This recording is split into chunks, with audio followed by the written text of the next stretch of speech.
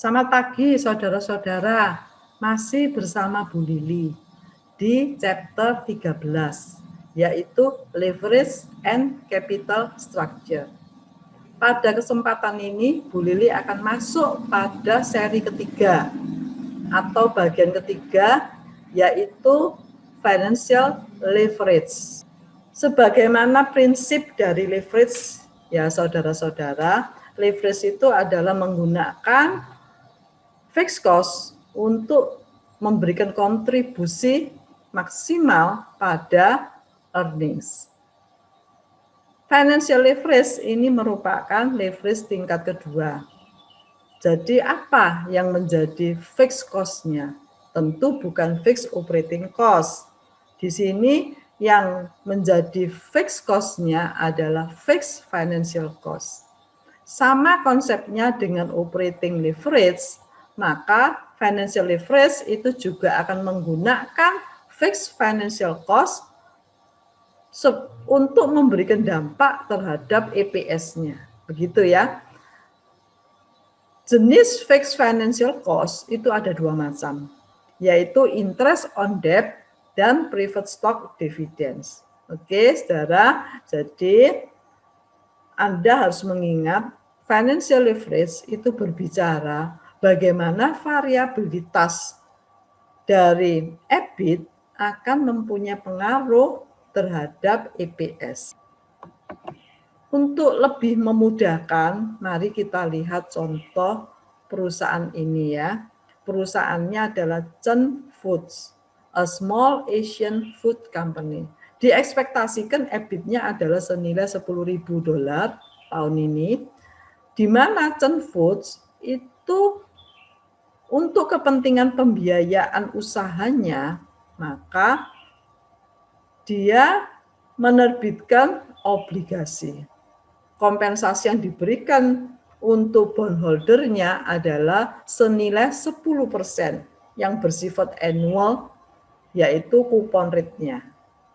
Dan selain itu, Chen Food juga menerbitkan 600 lembar saham preference ya, yang akan memberikan kompensasi juga kepada pemegang saham preference-nya dalam bentuk annual dividend per share senilai $4. Ya. Dan yang ketiga, Chen Foods itu juga memiliki outstanding dari common stock-nya, di mana common stock-nya itu yang outstanding sebanyak 1.000 lembar.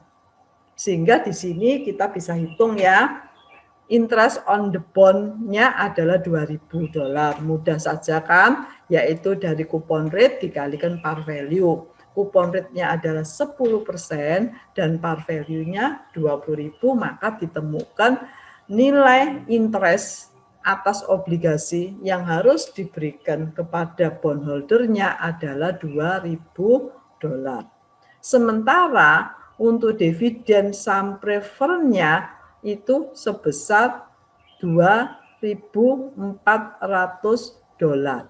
Dari mana itu? Ya, per share-nya itu kan dividen saham preference-nya senilai $4.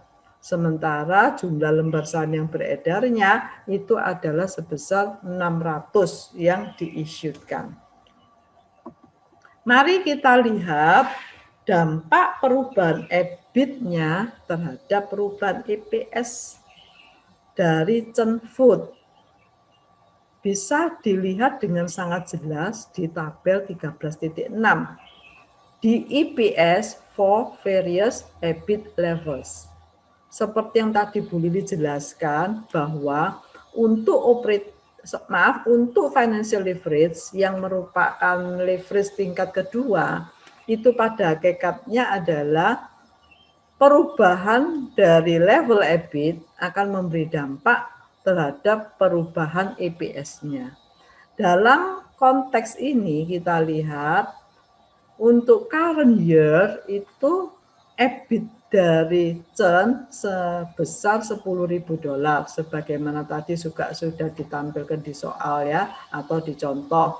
Dari EBIT $10.000 kemudian harus membayar interest sebesar 2.000 kepada pemegang obligasinya yang tadi kita hitung dari coupon rate kali par value-nya tadi ya saudara-saudara.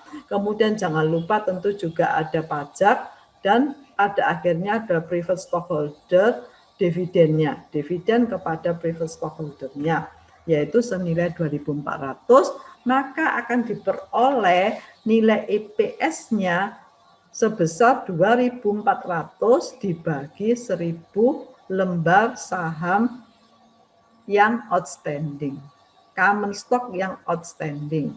Diperoleh berapa EPS-nya? 2,4. Ketika ternyata CEN itu mampu untuk menjual lebih karena kondisi ekonominya adalah bagus dan kemudian terjadi skenario optimistik, maka terjadi peningkatan EBIT. Peningkatan EBIT-nya dari 10.000 menjadi 14.000. Berarti terjadi kenaikan 40% EBIT. Maka kita mau hitung kalau EBIT-nya naik 40%.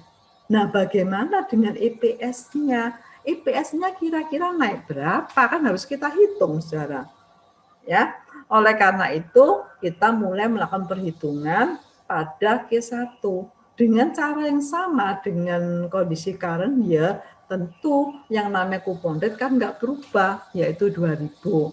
Kemudian dikurangilah pajaknya 40% dan private stok dividennya adalah 2.400 sehingga diperoleh EAC atau earning available for common stockholder atau sering kita sebut juga earning after tax, juga kita sebut juga profitnya itu 4.800 dibagi dengan outstanding share-nya kan tadi tetap ya outstanding share-nya 1.000, maka terjadilah angka EPS-nya senilai $4,8. Artinya apa, saudara? EBIT mengalami kenaikan 40% saja, itu sudah sanggup membuat EPS dari CEN naik berapa? 100%. Nah, inilah yang disebut dengan financial leverage mempunyai dampak positif, saudara. Dalam kondisi favorable, sama dengan ketika kita bicara topik operating leverage, yaitu leverage tingkat pertama. Kalau EBIT itu mengalami kenaikan, maka EPS mengalami kenaikan yang lebih besar. Kalau perusahaan itu mempunyai financial leverage yang tinggi. Gitu. Dan tentu berlaku sebaliknya. Kalau sampai EBIT ini mengalami penurunan, yaitu sebesar penurunannya sampai mencapai 40%, kondisinya akan memperburuk EPS. Bahwa EPS itu akan turun lebih banyak lagi. EBIT baru turun 40%, tapi EPS sudah turun 100%. Nah, kita lihat EPS-nya 0, begitu ya, saudara.